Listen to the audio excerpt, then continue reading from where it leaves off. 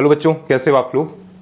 आशा करते हैं कि आप सभी लोग जो हैं वो बढ़िया होंगे। ठीक है, आज हम यहाँ पर बात करने वाले हैं मोज़िले के एक्सपेरिमेंट के बारे में, जिसके ऊपर हम लोग जो है वो डिटेल में बात करेंगे। ठीक है, तो हमारा टॉपिक क्या होगा? हमारा टॉपिक होगा आपका मोज़िलेस एक्सपेरिमेंट।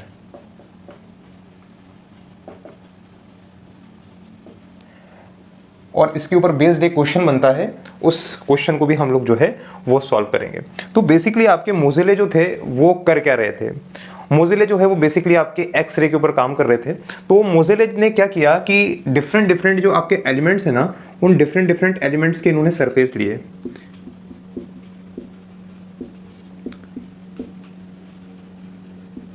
डिफरेंट डिफरेंट एलिमेंट के जो है वो आपके सरफेस लिए, और इन सरफेस के ऊपर जो है इन्होंने क्या किया,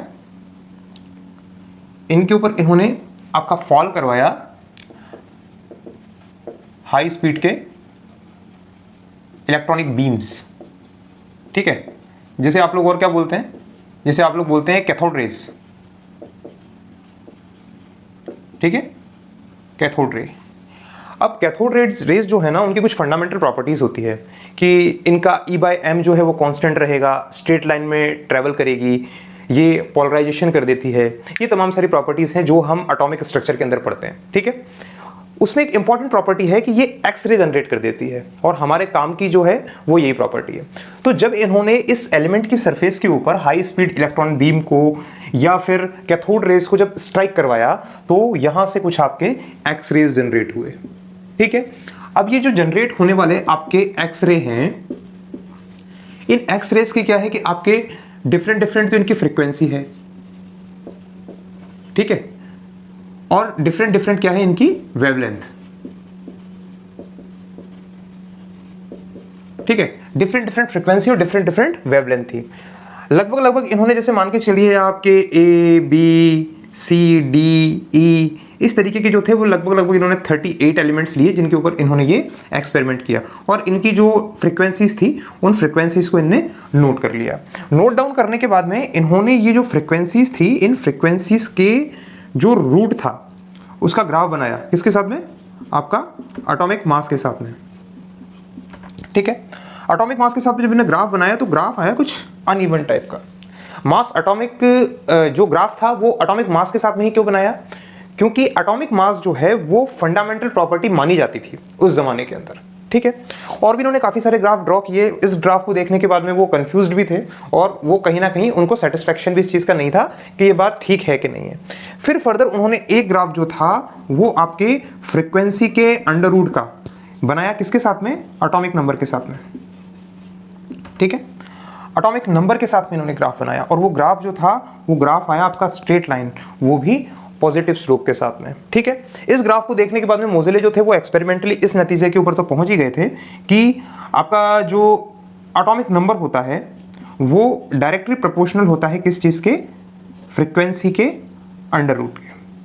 ठीक है, फर्दर इसको और सॉल्व किया, तो इसको फर्दर और सॉल्व करने पर आपका जो है वो आ जाता है कि फ्रीक्वेंसी का अंडर रूट जो है वो इक्वल होगा आपके AZ-B के। ठीक, यहां पर अगर हम बात की जाए तो देखें तो A और B जो हैं आपके, ये दोनों हमारे कांस्टेंट हैं।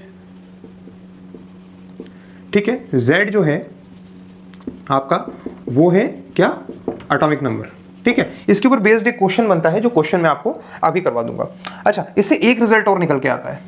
यहां पर आपका फ्रीक्वेंसी जो है वो फ्रीक्वेंसी क्या रिप्रेजेंट कर रही है? तो आपकी फ्रीक्वेंसी रिप्रेजेंट कर रही है उस एलिमेंट की बेसिक फंडामेंटल प्रॉपर्टी। देखो समझो, यहां पर एक्सरेज जो है वो निकल रहे थे। एक्सरेज निकलने के बाद में इसके फ्रीक्वेंसी जो थी वो वेरी कर रही थी। फ्रीक्वेंसी वेरी करने का रीजन क्या है? आपने क्या बदला? कैथोड रेज सेम है, निकलने वाली एक्सरेज जो है उनकी फ्रीक्वेंसी बदल गई। क्या बदलने पर? एलिमेंट का सरफेस बदलने पर। मींस ये फ्रीक्वेंसी जो है वो रिप्रेजेंट क्या कर रही है? ये रिप्रेजेंट कर रही है उस एलिमेंट की फंडामेंटल प्रॉपर्टी, ये उस एलिमेंट का नेचर रिप्रेजेंट कर रही है। ठीक है, और जब हम ग्राफ को प्लॉट करते हैं तो ग्राफ जो है वो प्रोपोर्शनल आता है। तो इससे एक्सपेरिमेंटली जो है मोज़िले एक रिजल्ट के ऊपर पहुंचे कि atomic number is more fundamental property of an element as compared to atomic mass, और फर्दर जाके फिर ये चीज प्रूव भी हो गई। ठीक है, तो ये इस तरीके का एक्सपेरिमेंट जो था वो इन्होंने कंडक्ट किया था। ठीक है, आई होप सो आप लोगों को समझ में आया होगा। इसके ऊपर बेस्ड एक क्वेश्चन जो है वो क्वेश्चन मैं आपको और करवा देता हूं, ठीक है। तो क्या क्वेश्चन बन के आता है, कई बार ये क्वेश्चन जो है वो पूछा भी गया है, ठीक है। इस फॉर्मूला के ऊपर बेस्ड जो क्वेश्चन है वो पूछ लिया जाता है। क्वेश्चन के अंदर सीधा कुछ ऐसा कुछ खास है नहीं, दो कांस्टेंट दे देगा आपको, ठीक है, और दो कांस्टेंट देने के बाद में आपसे एटॉमिक नंबर जो है वो निकालने को पूछेगा, जिससे हम एलिमेंट बता देते हैं। क्वेश्चन कुछ इस तरीके से पूछा जाता है कि आपका find the element,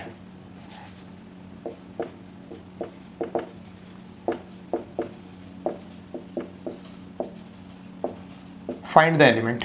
find the element के अंदर आपको क्या दे देगा, आपको फ्रीक्वेंसी दे देगा। जैसे फ्रीक्वेंसी आपको दे दी 625, ओके, ए का वैल्यू दे दिया 1 दे देगा, और बी जो है कांस्टेंट हमारा उसका वैल्यू 1 दे देगा, और पूछेगा कि फाइंड द एलिमेंट, ठीक है। तो इसको करने के लिए हमें क्या करना होगा, हमारे पास में सीधा सा ये फॉर्मूला है हमारा under root of frequency equals to A z minus B. A और बी कांस्टेंट है, z जो है वो आपका एटॉमिक नंबर है। जब हम इस वैल्यू को यहाँ पर डालेंगे तो यहाँ पर हम लिखेंगे अंडर रूट ऑफ 625 1, z हमको फाइंड करना है, दोनों की वैल्यू जो है वो एक सेकेंड, ये 1 नहीं ये 2 है, ठीक है, ये 2 है आपका, ओके। तो ये हो जाएगा, ठीक। इसके बाद में z की जब वैल्यू हम यहाँ से फाइंड आउट करेंगे तो ये आपका 25 हो जाएगा रूट का, और ये 2 ऐड हो जाएगा तो ये हो जाएगा आपका 27, ठीक है। तो 27 आपका आ जाएगा जो आपका कोबाल्ट का है, ठीक है, एटॉमिक नंबर कोबाल्ट का है। तो आप इस कंक्लूजन के ऊपर पहुंच जाएंगे कि सर आप जिस एलिमेंट के बारे में बात कर रहे हैं वो एलिमेंट जो है हमारा कोबाल्ट है। आई होप सो आप लोगों को समझ में आया होगा। जो यहाँ पर हमने इसे 1 और 1 लिया था, अगर हम इसको 1 और 1 ले लेते तो 26 नंबर आ जाता, और 26 एलिमेंट जो एटॉमिक नंबर होता है उसके अकॉर्डिंग ये यहाँ पर एलिमेंट निकल के आ जाता, ठीक है। तो ये था आपका सिंपल सा मोज़ेले का लॉ। आई होप सो आप लोगों को समझ में आया होगा। Thank you so much.